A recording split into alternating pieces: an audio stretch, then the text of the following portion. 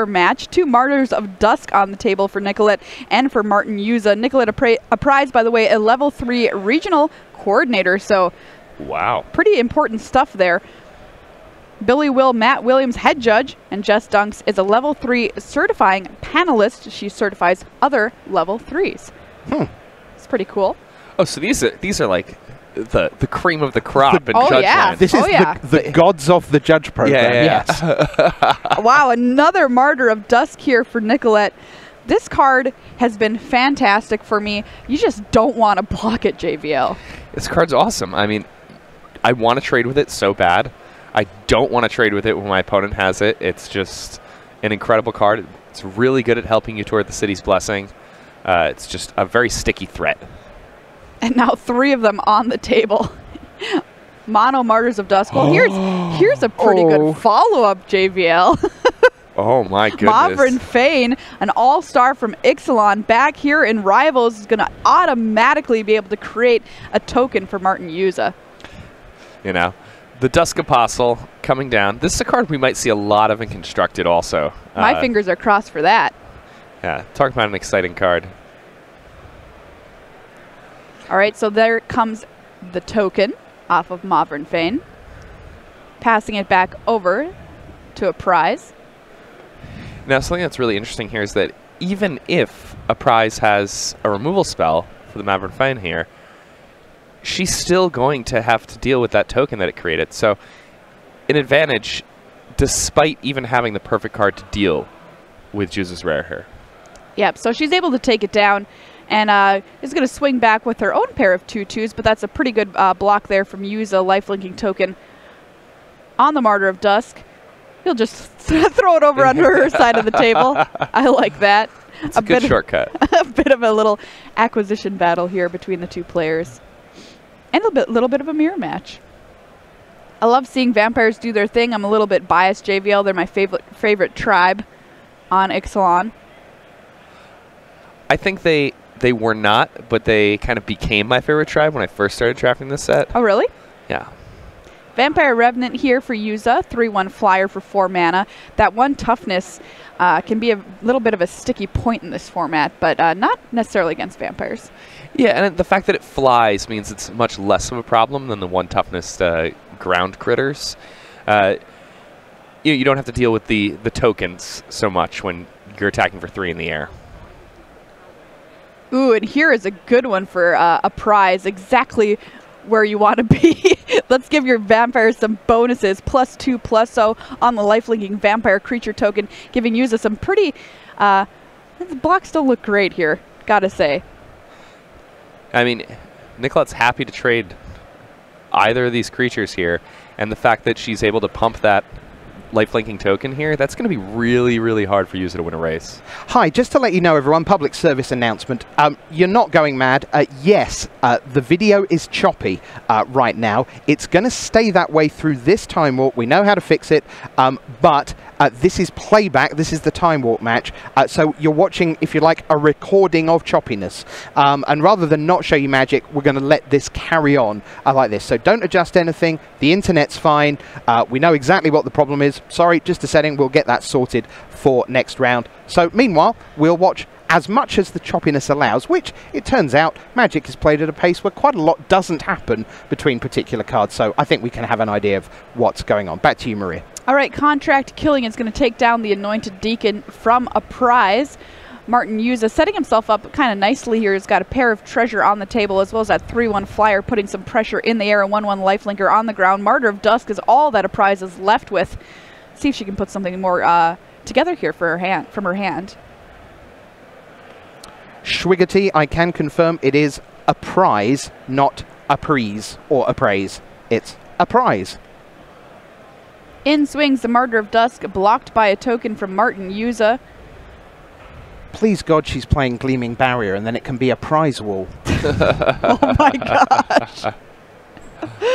Oh. Why? Queen's Commission will leave Nicolette with 3 tokens as JVL recovers from the pain there. In swings the Vampire Revenant for 3. Use on 16. Nicolette will fall down to 15. These vampire mirrors are funny at times. I feel like both players have to deal somewhere around like 70-ish damage in the game. Right? Yeah. 4-4 flyer added to the team there for Martin Yuza. Deathless Ancient.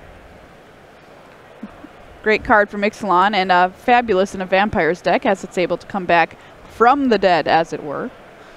Yeah, I think that card is at its best in Team Sealed, where you get a much better type of sealed deck format where the decks are more refined. Yeah, and Yuza's just able to pound in the air here for 7 damage. Sadistic Sky Marcher is the follow-up play. It's got lifelink as well, so as Rich said, got to deal a lot of damage, and this card makes that race even more difficult. Looks like a prize is currently out of gas, as it were. I'm going to fine you every time you get that wrong. You know that, right? For how much? How often are you going to do it? Because I don't want to bankrupt you or anything. There's a look at the Sadistic Sky Marcher. I love this card. Just obviously an all-star in a vampire deck as well. Yeah, flying and lifelink are a really nice combination. 4-point life swing every time you turn it sideways. Kind of crazy. I saw a pretty spicy card in a prize's hand as well. Zedipole. Oh, yeah? There it is. The Primal Dawn. The Primal Dawn. One of the elder dinosaurs at rare here in this set. And a pretty good one. It's a flying vigilance. Let's see. I want to say it's double strike. Yes. Yeah. Trample, indestructible. There we go. It's got just about every keyword you could want. But no fear here from Martin Yuza. Just going to swing in with the team. Oh, man. Vraska's Contempt. Kind of the perfect answer there to deal with Talpa. The sky takes flight and the earth trembles. Great flavor text. Wow. I gotta say, I'm a kind of, I'm somebody who takes a look at flavor text on cards. And in Rivals of Ixalan, I think a lot of it is really, really good. I absolutely agree. So it looks like Martin Yuza's got this game all but in the books here. A prize on 2 life. Yuza at a very comfortable 20. And yes, they're just going to scoop him up. Game 1 there goes to Martin Yuza. Update from Table C, Corey Burkhart also up a game over Jess Dunks. Which means that Shuhei Nakamura and Matt Billy Will Williams are the only players still going in game number 1. But we're going to head to game number 2 of the matchup between Jess Dunks and Corey Burkhart. Burkhart, Nakamura and Yuza, a traditional team. They played together, although it was Yuza, Burkhart and Andy Beckstrom who won a Grand Prix in 2017. Shuhei couldn't make it, and Andy Beckstrom came in. All right, so let's take a look at what's going down on the battlefield. Corey Burkhart, red-black, aggressive deck, looks to be. We've got some 3 colors in play currently for Jess Dunks. See a swamp, a forest, and an island, as well as a traveler's amulet. So who knows what kind of shenanigans she could be up to. Any amount of colors going on there, maybe. And a drover as well, so woo! This is exactly what I wanted to see. I know, this is the... Yeah, I saw JBL just kind of lean in like, ooh, what's going on here? Ooh. Corey over there doing the very aggressive red-black thing, which is something that you've had a bit of success with in this format already. Oh, yeah, I drafted a deck last night when I was waiting to get on the airplane. That was the most aggressive I could go, pretty much. All 2 drops, some 3s, curve stops at 4, good night. It was like my opponents had absolutely no chance whatsoever. Full of tricks. Tricks in this format I've seen are at a priority, at least at this point in draft. Absolutely, especially the really inexpensive ones, the ones that cost 1 or 2 mana. All right, we're going to see a diviner here from Jess, revealing, ooh, it was my preview card, Journey to Eternity. Ooh. Which is a super interesting card. When you put it on a creature, then when it dies, you can return Journey to Eternity transformed onto the battlefield, which basically gives you endless reanimation at instant speed. This card sparks like a creative side of me like no other card I've seen in a couple years, Journey to Eternity. Oh, yeah? There are so many things I want to do with this card. It's just crazy. All right, we'll be hopefully lucky enough to see it in play here from Dunks, who is hoping to dunk on the opponent, no doubt. Oh. Absolutely. I had to say it. It was just sitting there in my head. I've been fighting back the urge. Mutiny here from Corey Burkhart is going to take care of that Drover of the Mighty from Dunks.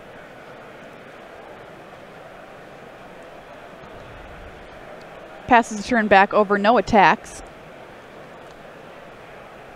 Just 2 Exali's Diviners in play currently for Jess. They're playing some nice defense, though, the fact that they both have those counters. I was going to say, I mean, I seem to remember a couple of minutes ago saying, here's Corey on black-red, very aggressive, and it's 2020, and the turns keep ticking on by, and nothing's happening to Jess's life total.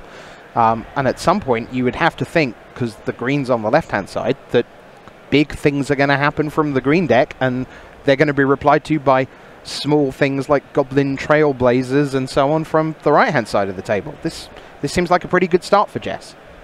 Absolutely. I think that, you know, in the long term, especially knowing that she has, you know, Journey to Eternity, if she's able to get that flipped over, then she's just going to be going, you know, just going off, essentially, creating tons and tons of cards over the course of time. I have a bone to pick with you, Maria. How is it that if I said the Dunks thing, I just get annihilated in chat? You do it, and people just queue up to congratulate you for waiting that long. Oh, you know, it's all about delivery, Rich. Oh, is that what it is? That's good to know. Let me just write that down. Sorry, I think my ratings were F, D+, D, and F+ on that pun. So I'm going to call shenanigans on you there. Okay. Here's a second Mutiny from Burkhart, and we mentioned, you know, how many of those do you want? JVL's like, oh, 2 is probably the top, so let's take a look if we can check out his deck list, just how many of those cards he's running. A card that I was streaming the other day, and I do know that Ephraim said this was one of the best cards in the set. All right, so from the looks of it, Corey Burkhart, who is definitely better than I am right now at this format, he's playing 3 Mutiny. So I'd say the upper limit of Mutiny is probably higher than I had previously expected it to be. So you're now comfortable with 2? I'm now... Because 2 was your upper end at the start of the show. Yeah, now I'm comfortable with 3. The thing about Magic is that it's never good to have any ideas that are set in stone. When you see somebody who is having more success with you, who's winning more than you, doing something, and it's not what you do, rather than, you know, come up with reasons why what you do is correct, it's much better to, you know, learn from them. Forerunner of the Heralds here for Jess. An excellent card. Is this Tashana, Voice of Thunder, that we're seeing here? How about a nice card to get off of your Herald? Oh, yeah. I'll just reveal this, put this on the top of my library. Yep, it's coming, just FYI. Tick-tock, tick-tock. Talk about good things to do with your mana if you're playing big green. There's a look at Tashana, Voice of Thunder there. Power and toughness each equal to the number of cards in your hand. No maximum hand size to help you out with that. When it enters the battlefield, draw a card for each creature you control. So as it stands, 1, 2, 3, 4, 5, 6. If he has 1 more land, draw in 4. Yeah, 4 cards is a lot of cards. That'll also, you know, turn the Forerunner into a 3/4. Potentially. Ugh. Ooh, that's a big card. Lurking Chupacabra will take down the Forerunner of the Heralds, and this card has enabled an attack here from Corey's Raptor in for 4. There's a look at Ravenous Chupacabra, a card that a lot of people have very strong feelings about, JVL. Yeah, this is a really, really powerful card. In Limited, I mean, it's one of the very, very best cards in the set. You know, for 4 mana, you get to kill anything. You also get a 2/2 body, which is very good at trading in this format. You can return it to your hand. You can just do crazy things with it. All right, there we see that Journey to Eternity from Dunks on Exali's Diviner. We'll see if we can do some cool stuff with that so far in this game, but Burkhart continuing to put the pressure on, and there's a look. More pressure on the way in the form of Vance's blasting cannons. which is not a card you really like to see if you're in Dunks' position. Not at all. So an interesting play that had happened turn prior for Corey is after he used that Ravenous Chupacabra, he attacked with the 4-2 into the pair of 1/4s. Yeah. And, normally that doesn't seem like a great attack because it's pretty clear he doesn't have a trick. But he did so because he was afraid that Jess was going to be drawing extra cards because of those 1/4s. On the following turn with Tashani. So, to minimize the power of Tashani, he did that attack, and Jess was forced to take the damage. Evil Bellylint says, quote, 4 cards is a lot of cards, jots down notes. So it's good to know, Jake, that we're improving people step by step. That's great. Evil, I was wondering what it was going to take, and it turns out we got there. Good stuff. All right, here we go. Transformed Journey to Eternity. Oh, I'm sorry. Spoke a little too soon, just taking a look at the backside of that.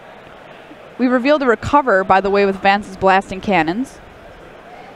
We can take a look at the back of Journey to Eternity. There it is. There it is. So this is what we're kind of all waiting on here. Atzal, Cave of Eternity.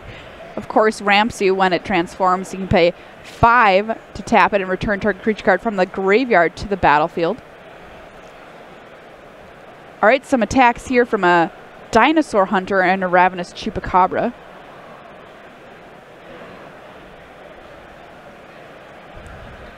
And because Jess knows about that recover, there's no way that he wants to kill Ravenous Chupacabra here.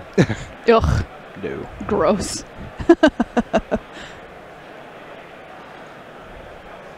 There's another reason why putting that ability on a creature makes it so powerful. Is because you can use ways to recur it.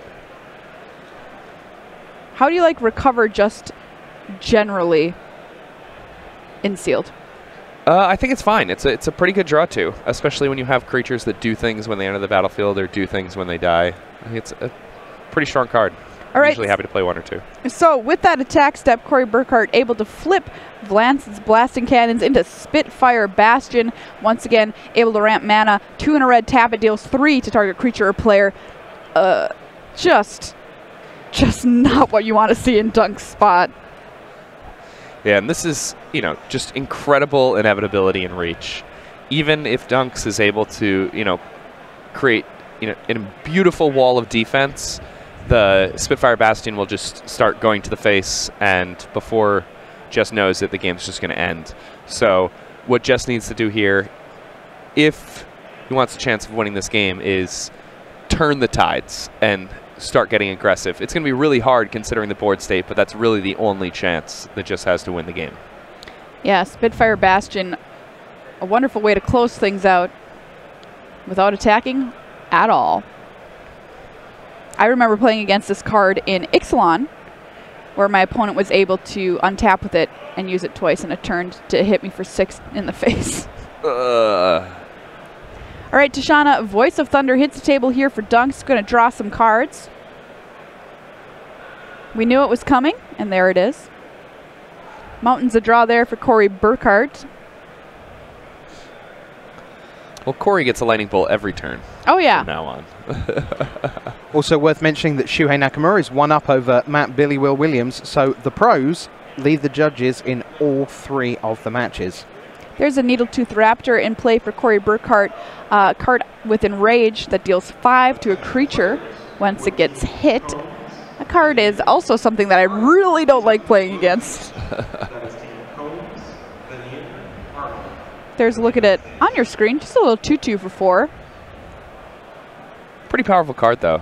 Oh, yeah. There are a lot of nice combos with this one. Including Forerunner of the Empire. Oh, yeah. That's I drafted that. I gotta say, it feels dirty. Especially since you're going to get value off it no matter what if you play your Forerunner and you go get your Needletooth Raptor. No matter what, something's getting 5 dealt to it. Yeah. 1 with the wind here on Tashana is going to send it to the skies. See if Dunks wants to apply a little pressure on Burkhart or just buff it up to block.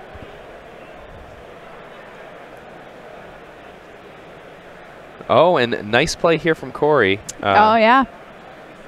Recognizing that, Jess needs some way to get offensive. if there's any chance of just winning, he sees that and decides that using the Spitfire Bastion on his own Needletooth Raptor to get the shiny off the table is what he needs to do, and it works. Spike-tailed Ceratops was the play there from Goblin Trailblazer from Corey Burkhart. A nice little 2-1 with Menace for 2.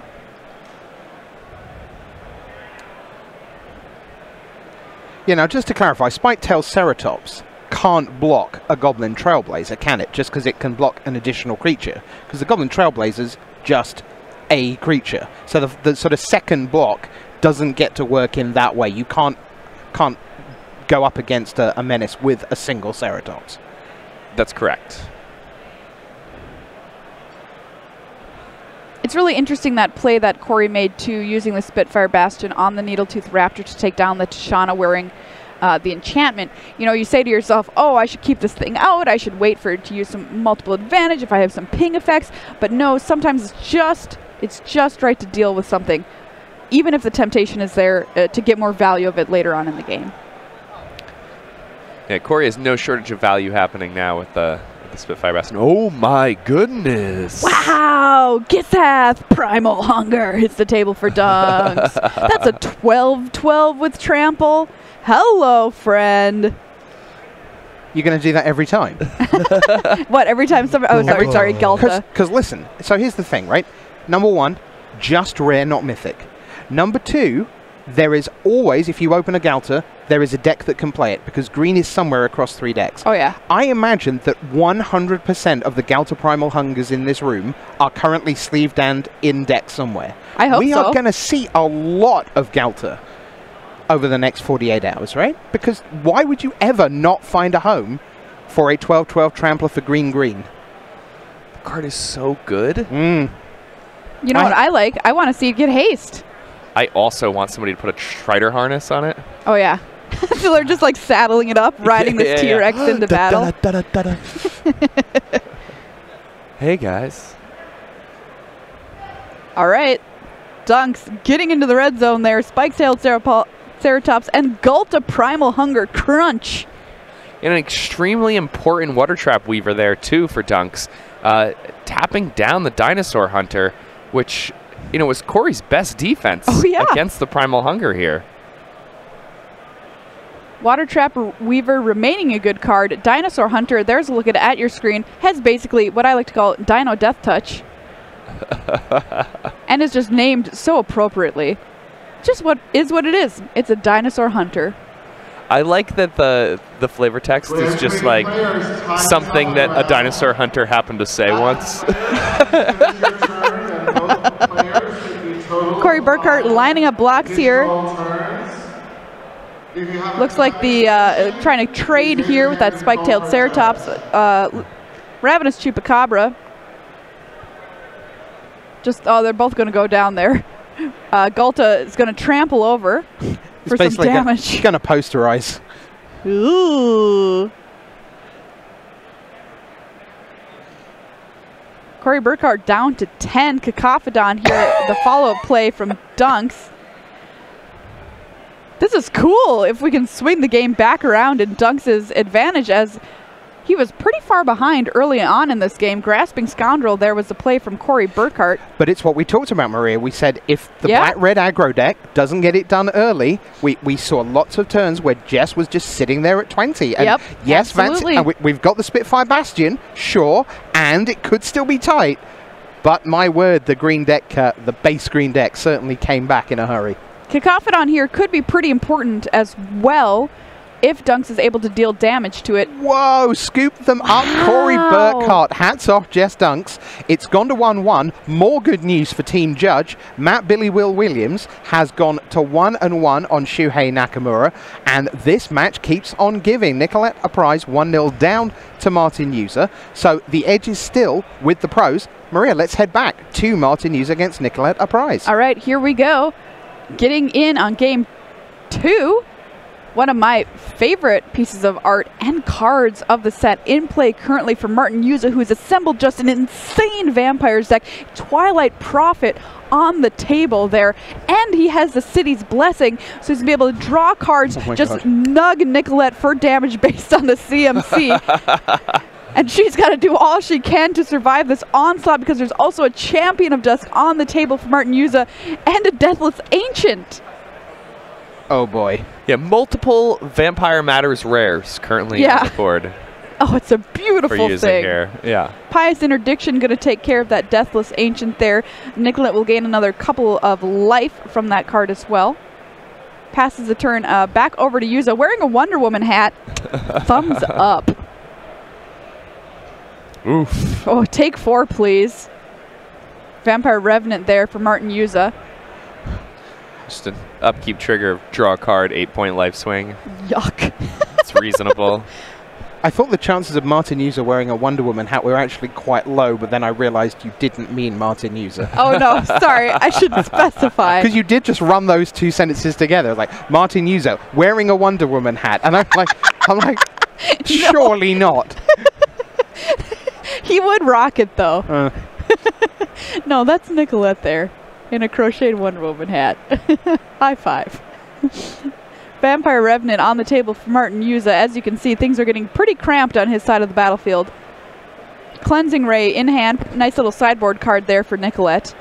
Able to deal with any opposing vampire or pesky enchantment that's locking down one of her creatures, for example. Yeah, really important card here. Deal with that Prophet. Down goes the Twilight Prophet for just 2 mana. Pretty good deal. What do you think of this art? Spooky. Very spooky. I like it because it looks different. It's kind of eerie and creepy. And it reminds me of the Twilight Prophet art as well as Sadistic Sky Marcher. They're not all the same 3 artists, but... Just to confirm, those of you in chat asking about the video, yes, the video is still choppy. Remember, this is playback. Also, if your life bar at the top has gone back to a kind of, I don't know, circa 1988 pixelated thing, yes, that did happen. Your eyes aren't deceiving you. And as I say, that's all part of the fix, and we will sort this out for round 2. But the match has just been great, so I'm glad we decided to stay with it. And again, normal service resumed for round 2 on the Time Warp table. All right, here, Yuza lining up some attacks. Looks like that Champion of Dusk is going to get in, as well as that Vampire Revenant in the air. Sadistic Sky Marcher, though, in play for a prize. On the other side of the table, able to gain her some life back and effectively block that 3-1 as well. Or trade, rather.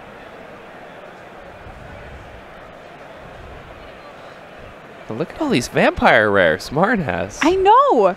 He's the dream vampire deck. I got really excited when we came to this match because I'm just like, yes, you're doing it, Yuza. These are all the best cards you want in your Vampires deck. Just to let you know what's happening in the room, we are 5 minutes past time on the round. This, of course, the Time Warp match, so we're on playback. So we're, I would guess, about 15 to 20 minutes away from live round 2 action, but we'll stick right here unveiling the story of our round 1 Time Walk. Forerunner of the Legion in play currently for Nicolette. Facing down quite the army from Martin Yuza, who's going to continue to add to it. Paladin of the Bloodstained here, creating another token. Legion Conquistador for Martin Yuza, which very interestingly had a reprint in Rivals. I think it's important to reprint that card because it doesn't really do anything. If you get to your third pack and you see one, it's like, oh, well, this doesn't do very much. Yeah, that was a pretty sweet reprint. I was happy to see as well.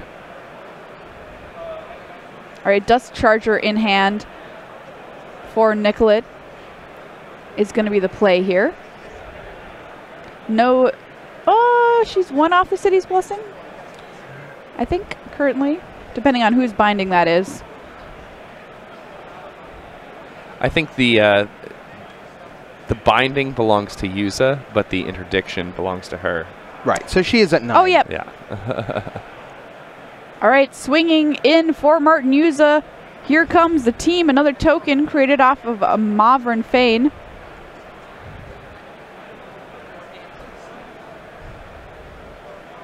Not looking good here for Team Judge in this matchup. Right, so that would mean that Matt Williams and Jess Dunks would both have to win their deciding game. If either Shuhei Nakamura or Corey Burkhart win their game and their match, that will be the round to the pros. When you sit down versus, you know, somebody who's kind of considered one of the best limited players in the game right now, it's got to feel intimidating. So props to Nicolette here for her play during this game. Plus just a pile of rares. Yes, yes, yes.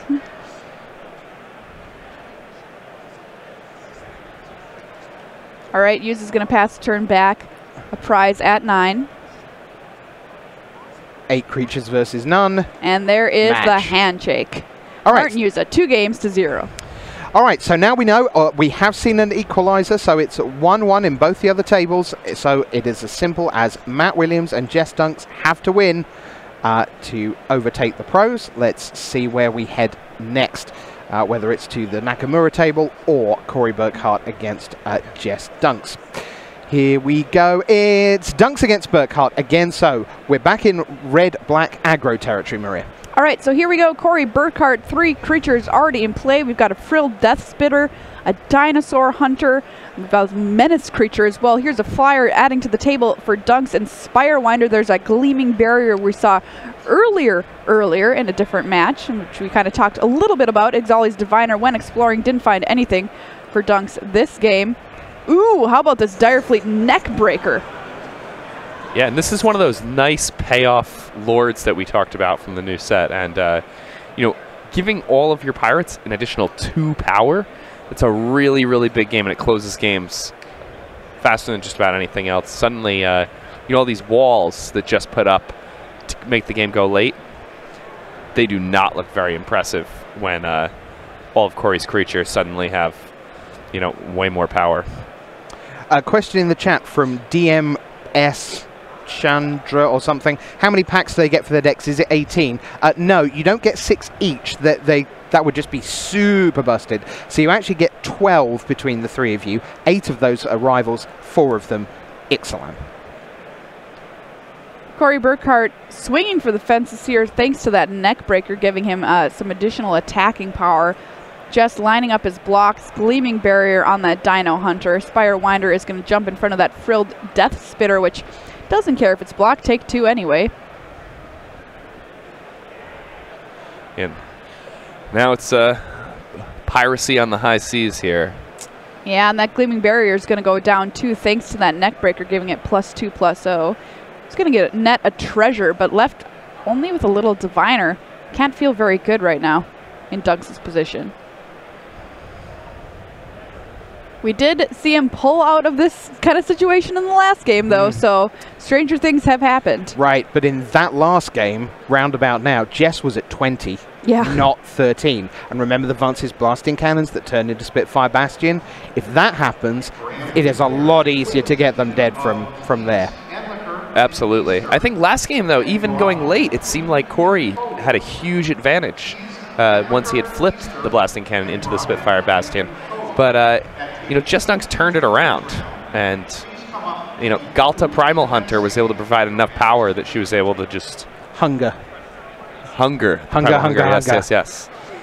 Here's the strength of the pack from Dunks. That's just kind of sad, honestly. Yes.